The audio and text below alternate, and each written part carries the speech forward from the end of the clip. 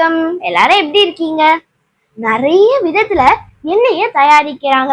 அதுல மரச்செக்குல ஆட்டின எண்ணெய் தான் உடலுக்கு ரொம்ப நல்லதுன்னு சொல்றாங்க. சரி, எண்ணெயை தயாரிக்கிற அந்த இயந்திரத்துக்கு ஏன் செக்குன்னு பேர் வந்துச்சு? அத பத்தி தான் நம்ம இன்னைக்கு திருக்குறளோட ஆராயப்போறோம். வாங்க வீடியோக்குள்ள போலாம்.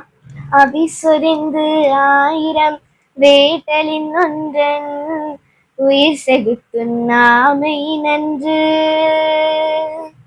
நெய்யை சொரிந்து 1000 வேள்விகளை செய்வதை விட ஒரு உயிரை கொன்று அதன் உடலை தின்னாதிருப்பது நன்று.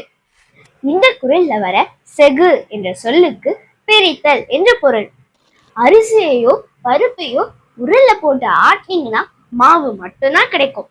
ஆனா எள் அல்லது வேர்க்கடலைய செக்குல போட்டு ஆட்டினீங்கன்னா எண்ணெய் தனியா பின்னாக்கு தனியா பிரிச்சு கொடுத்துரும். இப்படி பிரிச்சு கொடுக்கிற இந்த இயந்திரத்துக்கு நம்ம முன்னோர்கள் செக்குன்னு பேர் வச்சிருக்காங்க. செக்கு என்ற இந்த தொல் தமிழ் சொல்லுல இருந்துதான் செக்டார், செக்ஷன் போன்ற நிறைய இங்கிலீஷ் வேர்ட்ஸ் பிறந்திருக்கு.